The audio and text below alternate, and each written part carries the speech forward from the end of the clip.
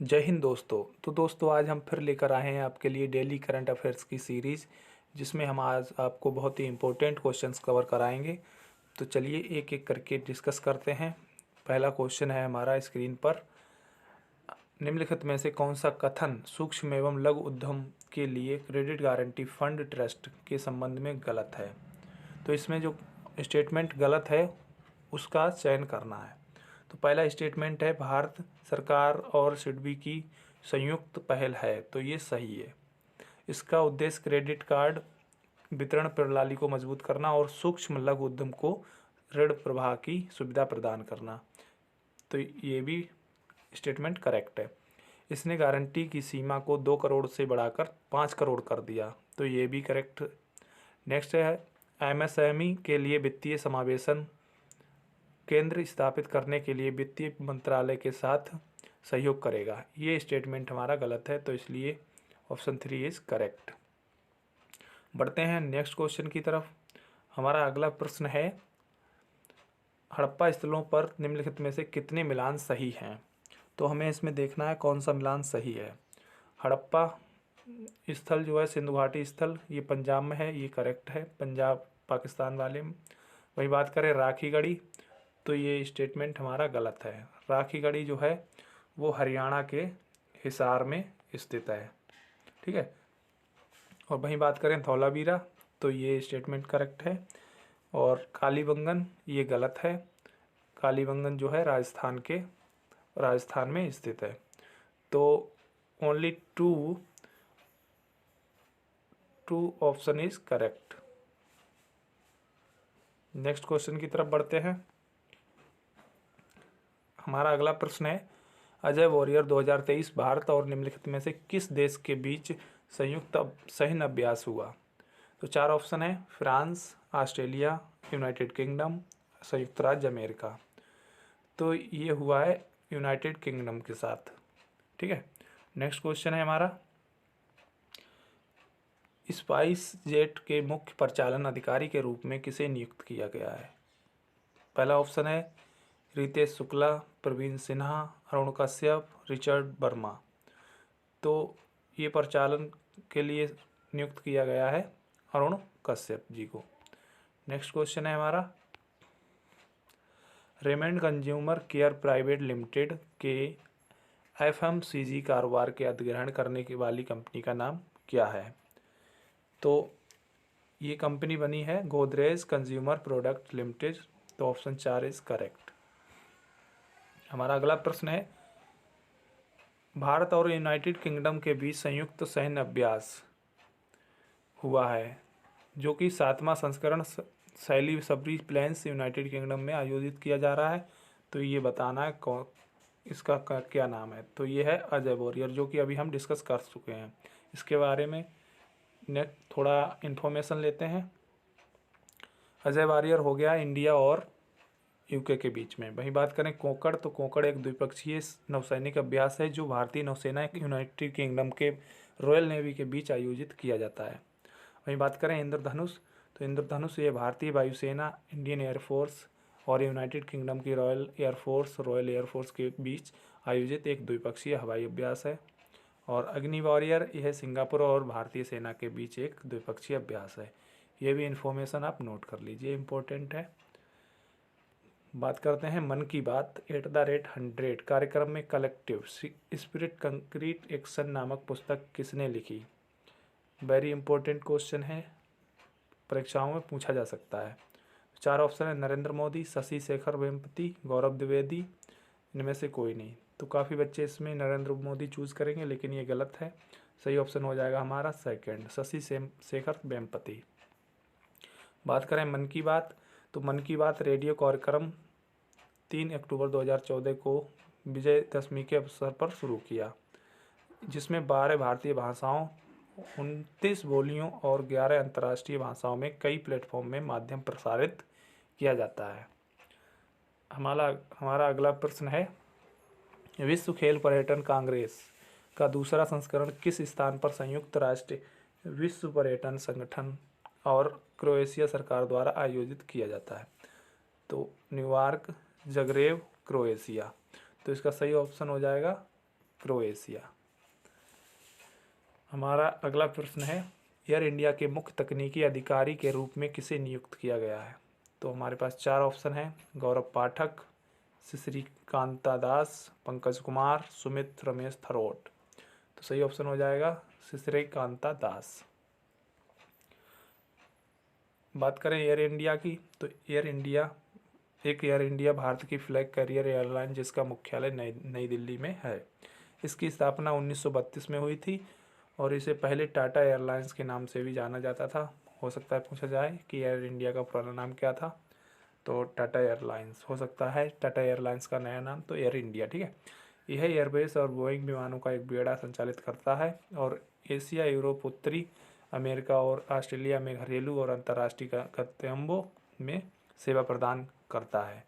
CEO की बात करें तो कैंपबेल विल्सन जी इसके सीईओ हैं। एशियाई खेलों की स्वर्ण पदक विजेता कौर सिंह का हाल ही में निधन हो गया। वह निम्नलिखित में से किस क्षेत्र से संबंधित थीं? तो ये बॉक्सिंग से संबंधित थीं स्वर्ण पदक विजेता कौर सिंह, ठीक है। हमारा अगला प्रश्न है, 38 गेम प्रीमियर लीग सीजन में सबसे अधिक गोल करने वाले रिकॉर्ड किसने तोड़ा? तो 4 ऑप्शन है हमारे पास, एर्लिंग हैलैंड, एंड्रयू कोल, क्रिस्टियानो रोनाल्डो, एलन सीयर। तो सही ऑप्शन हो जाएगा ए, एर्लिंग हैलैंड। अगला प्रश्न है, निम्नलिखित में से किस विद्रोही समूह ने असम और केंद्र सरकार के साथ शांति समझौता किया है?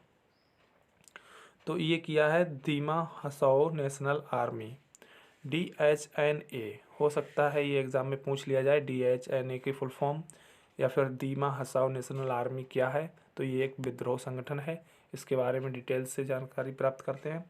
असम स्थित एक विद्रोही समूह Dimasa National Liberation Army, Dimasa People's Supreme Council, जो दिमासा हसाओ जिलों में संचालित होता है, राज्य सरकार और केंद्र सरकार के साथ एक शांति समझौता हस्ताक्षर किया है। वहीं बात करें इसमें हस्ताक्षर पर हमारे गृह मंत्री राजनाथ सिंह और असम के मुख्यमंत्री विश्व हेमंत शर्मा ने साइन किए हैं। हमारा अगला प्रश्न है, हाल ही में अप्रैल 2023 में फिल्म फेयर पुरस्कारों की घोषणा की है। निम्नलिखित में से किस अभिनेता को प्रमुख भूमिका के सर्वप्रथम अभिनेता के रूप में सम्मानित किया गया है? वहीं 4 ऑप्शन है, नवाज सिद्दीकी, राजकुमार राव, पंकज त्रिपाठी, आयुष्मान खुराना। तो ये सर्वश्रेष्ठ अभिनेता की भूमिका मिली है इनको, राजकुमार राव। हमारा अगला प्रश्न है, देश के सबसे बड़े ऋणदाता भारतीय स्टेट बैंक ने 4.87% की कूपन दर पर कितने वर्ष के लिए 750 मिलियन बॉन्ड जारी करने की कीमत तय की है? 4 ऑप्शन है, 4 वर्ष, 6 वर्ष, 3 वर्ष, 5 वर्ष। तो इन्होंने की है 5 वर्ष के लिए। अगला प्रश्न है हमारा, 28 अप्रैल 2023 को नई दिल्ली में SCO रक्षा मंत्रियों की बैठक हुई। इनमें से किस देश के रक्षा मंत्रियों ने बैठक में भाग लिया? तो ये चीन ने भी भाग लिया, कजाकिस्तान ने भी भाग लिया, किर्गिस्तान ने भी भाग लिया। तो ऑप्शन डी इज करेक्ट, उपरोक्त सभी। बात करें SCO के बारे में, तो SCO की स्थापना 2001 रूस, चीन, किर्गिज गणराज्य, कजाकिस्तान, तजाकिस्तान और उज्बेकिस्तान के राष्ट्रपतियों द्वारा संघाई में एक शिखर सम्मेलन में की गई थी। भारत और पाकिस्तान एक साथ 2017 में इसकी स्थायी सदस्य बने। यह भौगोलिक क्षेत्र और जनसंख्या के मामले में दुनिया का सबसे बड़ा क्षेत्रीय संगठन है। भारत को 2005 में SCO के एक पर्यवेक्षक बनाया गया था और आमतौर पर समूह की मंत्री स्तरीय बैठकों में भाग लिया है। नेक्स्ट क्वेश्चन है हमारा, फार्म मशीनरी प्रौद्योगिकी पर शिखर सम्मेलन का उद्घाटन 27 अप्रैल 2023 को हुआ था। यह इनमें से किस निकाय या फिर किस संस्था द्वारा आयोजित किया गया था? तो 4 ऑप्शन है, CII, APEDA, FICCI या फिर उपरोक्त सभी। तो option A is correct, CII। इसके बारे में थोड़ा डिटेल से देखते हैं। CII भारतीय उद्योग प्रसंघ एक गैर सरकारी व्यापार संघ वकालत समूह है जिसका मुख्यालय नई दिल्ली में है और भारत में जिसकी स्थापना 1995 में हुई थी। बात करते हैं APEDA कृषि और प्रसंस्कृत खाद्य उत्पाद निर्यात विकास प्राधिकरण एक भारतीय शीर्षक निर्यात व्यापार संवर्धन सक्रिय सरकारी निकाय है जिसका मुख्यालय नई दिल्ली में है। फिक्की की बात करते हैं। Federation of India chambers of commerce and industry Bharat में स्थित एक गैर सरकारी व्यापार संघ वकालत समूह जिसका मुख्यालय नई दिल्ली में है। तो नेक्स्ट क्वेश्चन की तरफ बढ़ते हैं। हमारा अगला प्रश्न है VCC के अध्यक्ष किसने अप्रैल 2023 में अपने पद से इस्तीफा दे दिया है? तो ये दे दिया है रिचर्ड साफ ने।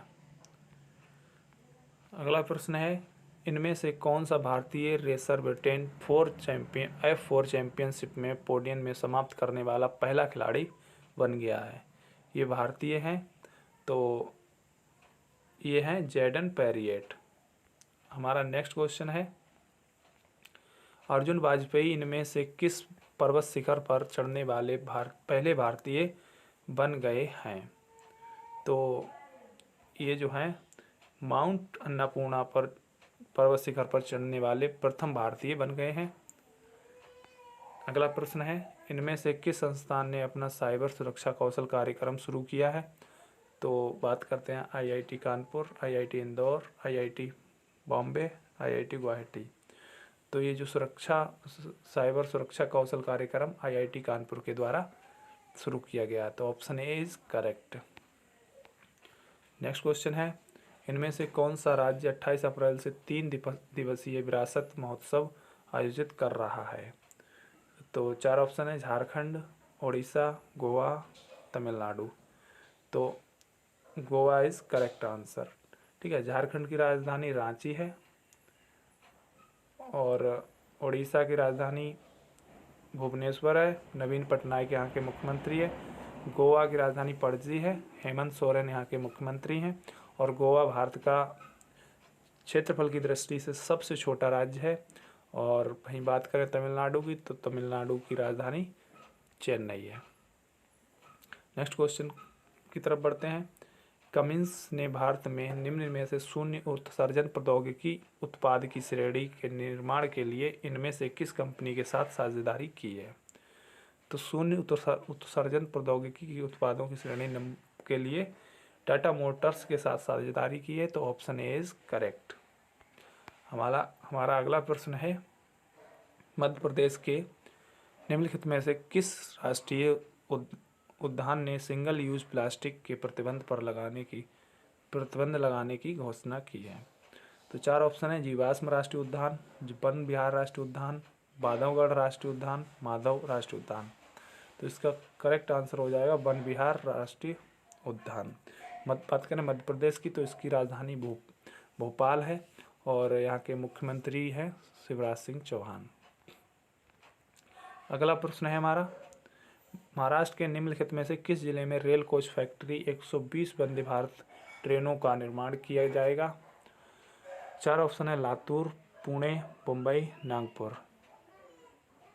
तो इसका सही आंसर हो जाएगा लातूर। लातूर में 120 वंदे भारत ट्रेनों का निर्माण किया जाएगा और वंदे भारत को एक दूसरे नाम से जाना जाता है 18 ट्रेन, क्योंकि इस वंदे भारत का जो निर्माण था वो 2018 से शुरू हुआ था, तो इसलिए 18 ट्रेन के नाम से भी जाना जाता है। नेक्स्ट क्वेश्चन है हमारा कैनरा बैंक ने ग्राहकों को संतुष्टि बढ़ाने के लिए किस संस्था के इनोवेशन हब के साथ साझेदारी की है? तो ये की है RBI द्वारा। RBI की स्थापना 1 अप्रैल 1935 में हुई थी। और वही बात करें मुख्यालय की, तो इसका मुख्यालय मुंबई में है और स्थापना इसकी हुई थी कोलकाता में। अगला प्रश्न है हमारा भारत में पहला डिजिटल साइंस पार्क कहाँ स्थित है? 4 ऑप्शन है केरल, महाराष्ट्र, उत्तर प्रदेश, राजस्थान। केरल इसका सही आंसर हो जाएगा केरल। केरल चाहे डिजिटल के मामले में या फिर कोई टेक्नोलॉजी साइंस के मामले में या फिर किसी भी चीज़ में ऑलवेज आगे रहता है। तो इस तरह के अगर क्वेश्चन पूछा जाए तो अगर तुक्का लगाना है तो केरल पे आप टिक कर दीजिए। वहीं बात करें केरल की राजधानी तिरुवनंतपुरम है, महाराष्ट्र की मुंबई, उत्तर प्रदेश की लखनऊ, आनंदी बेन यहाँ की आनंदीबेन पटेल यहाँ की राज्यपाल हैं। मुख्यमंत्री योगी आदित्यनाथ जी हैं। एकनाथ शिंदे यहाँ महाराष्ट्र के मुख्यमंत्री हैं। राजस्थान की बात करें तो यहाँ की राजधानी जयपुर है। और अशोक गहलोत यहाँ के मुख्यमंत्री हैं। ठीक है, नेक्स्ट प्रश्न की तरफ बढ़ते हैं। हमारा अगला प्रश्न है, भारत सरकार ने युद्धग्रस्त सूडान से अपने नागरिकों को निकालने के लिए निम्नलिखित में से किस ऑपरेशन की शुरुआत की है? तो ये की है ऑपरेशन कावेरी। अगला प्रश्न है हमारा, 2023 में दुनिया के सबसे धनी शहरों की नई सूची में मुंबई 21वें स्थान पर रहा है। इनमें से कौन सा शहर सबसे ऊपर था? तो सबसे ऊपर जो धनी शहर था वो न्यूयॉर्क था, और वहीं हमारा मुंबई 21वें नंबर पर है। और बात करें दिल्ली, कोलकाता, मुंबई और बेंगलुरु जैसे शहर भी इस सूची में शामिल हैं। अगला प्रश्न है हमारा, वीरता पुरस्कार प्राप्त करने वाली भारतीय वायुसेना की पहली महिला अधिकारी कौन बनी हैं? तो ये बन गई हैं दीपिका मिश्रा। अगला प्रश्न की तरफ बढ़ते हैं। कौन सा राज्य जाति आधारित जनगणना के दूसरे चरण का आयोजन कर रहा है? 4 ऑप्शन है, यूपी, बिहार, मध्य प्रदेश, राजस्थान। तो सही आंसर हो जाएगा बिहार। बिहार जाति आधारित जनगणना कर रहा है, जो कि दूसरे चरण पर है। थोड़ा डिटेल्स में देखते हैं। बिहार में जाति आधारित जनगणना का दूसरा चरण शुरू हो गया है। यह जनगणना 15 मई 2023 तक जारी रहेगी। जनगणना का पहला चरण जून से जुलाई 2021 तक हुआ। दूसरे चरण में बिहार के 80,000 से अधिक गाँव को कवर किया जाएगा। वहीं जनगणना का 1 लाख से अधिक कर्मियों को तैनात किया गया है, जो कि जनगणना कर रहे हैं। हमारा अगला प्रश्न है, भारत के किस राज्य सरकार ने काशी विश्वनाथ जैसा कॉरिडोर बनाने की योजना की घोषणा की है? तो ये की है असम राज्य सरकार ने, कामाख्या देवी मंदिर पर।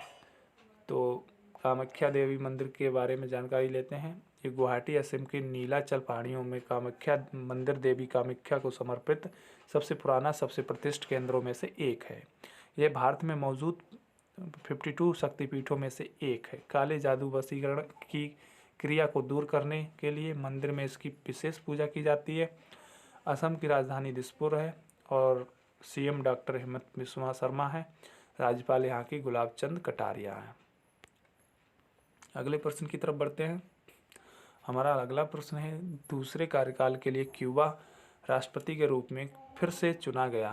तो किसको चुना गया? 4 ऑप्शन है, Fidel Castro, Raul Castro, Miguel Diaz Canel, चे गुवेरा। तो ये मिगेल डियाज कानेल को किया गया है और हवाना क्यूबा की राजधानी है। अगला प्रश्न है हमारा,